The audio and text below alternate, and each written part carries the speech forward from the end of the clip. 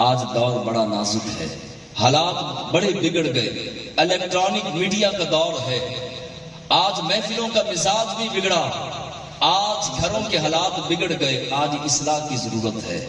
آج ہمیں قرآن کو دوبارہ سے ہاتھ میں پکڑ کے سینے سے لگا کے دوبارہ خالد ابن ولید کا غلام بننے کی ضرورت ہے، اور دوبارہ محمد بن قاسم کے جانشین بننے کی ضرورت ہے۔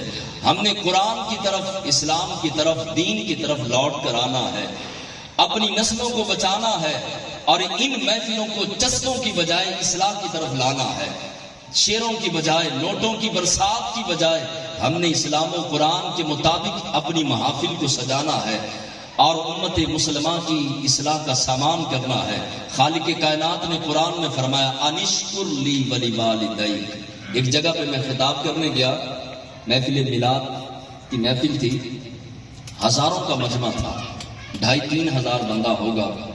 تو وہاں پر میں نے نماز کے موضوع پر جو ہے وہ تقریر کی، تو 2-4 آدمی اٹھے، کہنے لگے جناب تقریر تو بہت اچھی تھی لیکن نعرہ کوئی نہیں لگا۔ میں نے کہا میں نعرے لگوانے کے لیے نہیں آیا، میں مدینے والے سے تمہارا رابطہ جوڑنے کے لیے آیا ہوں، میں نمازی بنانے کے لیے، ماں باپ کے قدموں میں بٹھانے کے لیے آیا ہوں۔ 2-4 دن، 5 دن، 10 دن گزرے تو کہنے لگا، اس نے فون کیا، کہنے لگا کہ ہماری مسجد جو ہے وہ 1.5 کنال کی ہے، 10 نمازی ہوتے تھے، جب سے تقریر کر کے گئے ہو پوری مسجد بھری ہوتی ہے۔ تو تقریر ایسی ہونی چاہیے کہ اندر ہلچل مچے، عمل کا جذبہ ملے، قرآن سے رابطہ مضبوط ہو۔ آج قرآن کو جالے کیوں لگ رہے ہیں؟ آج گھروں میں پڑھا ہوا قرآن کہتا ہے 10 افراد گھر میں ہیں، مجھے پڑھنے والا کوئی نہیں۔ سورہ ملک، سورہ رحمان، سورہ ابراہیم، سورہ یاسین کہتی ہے وہ کدھر چلے گئے مسلمان جو ساری ساری رات قرآن پڑھا کرتے تھے۔ ہم چھوٹے چھوٹے ہوتے تھے، گزرتے تھے گلیوں سے۔ ابھی کل کی بات ہے، ہم بچپن کے اندر گلیوں سے گزرا کرتے، سپارہ پڑھ کے جب اپنے گھر کی طرف لوٹ کے جاتے تو ہمارے بزرگ کھڑکیوں پر بیٹھ کر اللہ کا قرآن پڑھا کرتے تھے۔ آپ نے نہیں سنی؟ یہ جو میری عمر کے یا مجھ سے بڑے ہیں یہ سنتے ہوں گے کہ محلے میں بزرگ اللہ کا قرآن گھروں میں بیٹھ کر پڑھا کرتے تھے، گھروں سے قرآن پڑھنے کی آوازیں آتی تھیں۔ آج مسلمان کے گھر کلمہ پڑھنے کے بعد گانے کی آوازیں کیوں آنے لگیں؟ ہم کس دور کی طرف چل پڑے؟ کیا کلمہ پڑھنے کے بعد حضور کی نافرمانی اور خالق کائنات کی نافرمانی زیبا دے؟ اللہ نے قرآن میں فرمایا انشکر لی ولی والدیک، میرا شکر۔ ہٹا کٹا بیٹا ہے، بیڈ پہ بیٹھ کر ماں کو کہے گا پانی پلاؤ، ماں کو کہے گا کہ سالن لے کر آؤ، ماں بیچاری تھکی ہاری پریشان، گھٹنوں میں درد، اور بیچاری گھٹنوں پہ ہاتھ رکھ کر کچن میں جا کے اس ہٹے کٹے بیٹے اور بیٹی کے لیے کھانا لا رہی ہے۔ شرم نہیں آتی؟ ساری زندگی ماں باپ نے تیری خدمت کی، اب تیری باری ہے، تو ماں باپ کی خدمت کر۔ اگر تجھے چھوٹا سا پانی کا گلاس بھی ماں دے تو ماں کو کہے ماں تیرا شکریہ ادا کرنے کا حکم مجھے تو رب نے قرآن میں دیا ہے، تیرا شکریہ ہے۔ اب رب اپنے شکر کے ساتھ، اپنے شکر کے ساتھ، اپنے شکر کے ساتھ اپنے والدین یعنی میرے اور آپ کے والدین، ان کے بارے میں حکم دے رہا ہے کہ ان کا بھی شکریہ ادا کرو۔ رب کتنا کریم ہے اور ہمیں شکریہ کا حکم دیا۔ اور یہ واقعہ بڑی توجہ کے ساتھ سنیے گا، تقریباً 45 منٹ یا 50 منٹ، اس سے کوشش کروں گا کہ اسی دوران جو ہے یہ خطاب میرا ختم ہو جائے اور آپ کو پیغام بھی مل جائے۔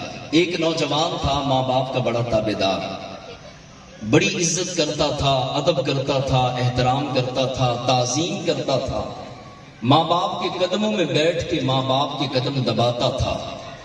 اس کی والدہ کا انتقال ہونے لگا، نزا کا وقت آیا، پتر قریب آ کے بیٹھا، ماں نے کہا پتر ایک بات میری وصیت یاد رکھنا، کبھی کسی کا دل نہ دکھانا، میں دنیا سے جانے لگی ہوں، ہر انسان نے جو دنیا میں آیا ہے وہ چلا جائے گا، ہر انسان پر موت آنی ہے، کل نفس ذائقۃ الموت، ہر جاندار نے موت کا ذائقہ چکھنا ہے، بیٹا میں بھی جا رہی ہوں، مر تو نے بھی جانا ہے، لیکن میں جاتے جاتے تجھے وصیت کر رہی ہوں کہ کبھی کسی کا دل نہ دکھانا۔ ماں کا انتقال ہوا، بیٹا بڑا رویا، آخر کار صبر آ ہی جاتا ہے، لیکن وہ سعادت مند بیٹا تھا، باپ دنیا کے اندر تھا، باپ کی خدمت کرتا رہا، قدموں میں بیٹھتا، والد کی خدمت کرتا، ہر لحاظ سے ہر حکم پر عمل کرتا جو شریعت کے دائرے میں تھا۔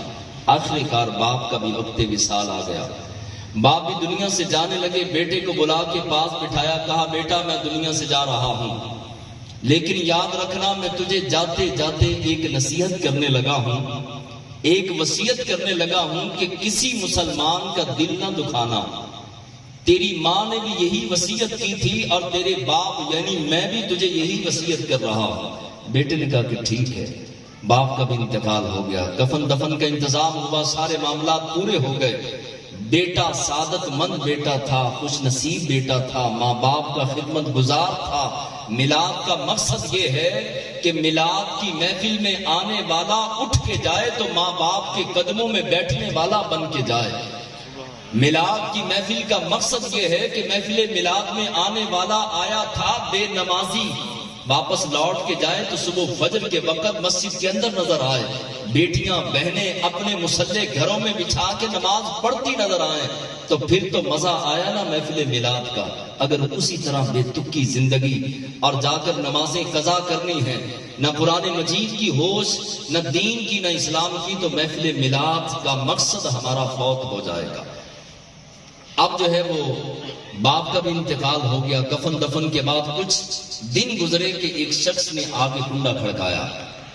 اب اس کو پتہ چل گیا تھا کہ اس کے ماں باپ نے وصیت کی ہے کہ کسی کا دل نہیں دکھانا۔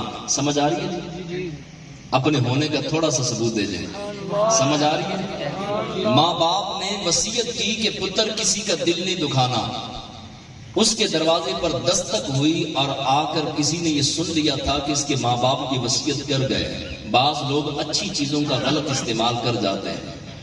اس نے آ کے کہا کہ میں نے تیرے باپ سے 1 لاکھ روپیہ لینا تھا۔ اب باپ وراثت میں بہت زیادہ مال چھوڑ کے دنیا سے گیا تھا۔ اب آنے والے نے اس بات کو ذہن کے اندر رکھا کہ اس کے ماں باپ وصیت کر کے گئے ہیں کہ کسی کا دل نہیں دکھانا، اور یہ سعادت مند بیٹا ہے، تابعدار فرما بردار بیٹا ہے، یہ کبھی انکار نہیں کرے گا۔ غلط استعمال شروع کر دیا۔ پیسے لینے نہیں تھے لیکن جھوٹ بول کے کہنے لگا میں نے 1 لاکھ روپیہ لینا ہے۔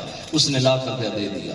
اگلے دن آدمی آیا، کہنے لگا میں نے 50,000 لینا ہے۔ اس نے 50,000 بیٹے نے دے دیا۔ پھر اگلے دن 2 لاکھ، 3 لاکھ، 5 لاکھ، حتیٰ کہ وہ دیتا گیا اور باپ کی ساری وراثت ختم ہو گئی۔ حتیٰ کہ وہ کنگال ہوا، پریشان حال ہوا، بیوی کو بٹھایا، کہنے لگا ہمارے 2 بیٹے ہیں، 2 پتر ہیں، میں نے ماں باپ کی وصیت کی خاطر اور ماں باپ کا شکریہ ادا کرنے کی خاطر جو رب نے قرآن میں فرمایا انشکر لی ولوالدیک، میرا بھی شکر ادا کرو، اپنے والدین کا بھی شکریہ ادا کرو جو دنیا میں تمہیں لانے کا سبب بنے۔ اب وہ بیٹا سعادت مند بیٹا کہنے لگا کہ میں نے اپنے ماں باپ کا شکریہ ادا کرنے کے لیے اپنی ساری جمع پونجی، اپنے باپ کی ساری وراثت جو تھی صرف ایک وصیت کی خاطر میں نے لوٹا دی۔ اب لوگ تنگ کر رہے ہیں، ابھی بھی لوگ آ رہے ہیں، ہم اس طرح کرتے ہیں کہ ہم یہ وطن چھوڑ دیتے ہیں، ہم یہ شہر ہی چھوڑ کے کہیں اور چلے جاتے ہیں۔ دونوں میاں بیوی نے بستر باندھا، دونوں بیٹوں کو ساتھ لیا، بحری جہاز میں بیٹھے۔ راستے میں وہ بحری جہاز طوفان کے ساتھ اور ایک بہت بڑی چٹان کے ساتھ ٹکرایا، بحری جہاز جو ہے وہ ٹوٹ گیا۔ اب ایسا ٹوٹا کہ جس کے ہاتھ میں اگر کوئی پھٹا آیا تو وہ تیرتا ہوا، کوئی کہیں چلا گیا، کوئی کہیں چلا گیا۔ اب اس کے 2 بیٹے تھے، بیوی تھی، بیوی کہیں چلی گئی، بیٹے کہیں چلے گئے، کوئی مر گئے، کوئی زندہ رہے، کسی کو ایک دوسرے کی ہوش نہ رہی۔ یہ پریشانی کے عالم میں اب سنیے گا، جو ماں باپ سے پیار کرے، ماں باپ کا ادب کرے، ماں باپ سے محبت کرے، ماں باپ کی عزت کرے، ماں باپ سے مودت رکھے، رب اس کو کیسے نوازتا ہے۔ لیکن نوازنے کا انداز رب کا اپنا ہے۔ سارا کچھ چھن گیا اور ساری دولت ماں باپ کی ایک وصیت کی خاطر لوٹا دی۔ جہاز تباہ ہو گیا، 2 پتر تھے وہ بھی جدا ہو گئے، پتہ نہیں مرے ہیں زندہ ہیں، بیوی جو ہے وہ بھی جدا ہو گئی، خود بھی جو ہے وہ ایک پھٹا پکڑ کے تیرتا تیرتا دیکھتا ہے کہ ایک بڑی خوبصورت بستی ہے، اس کے اندر حسین جھرنے ہیں، پانی کے چشمے ہیں، سر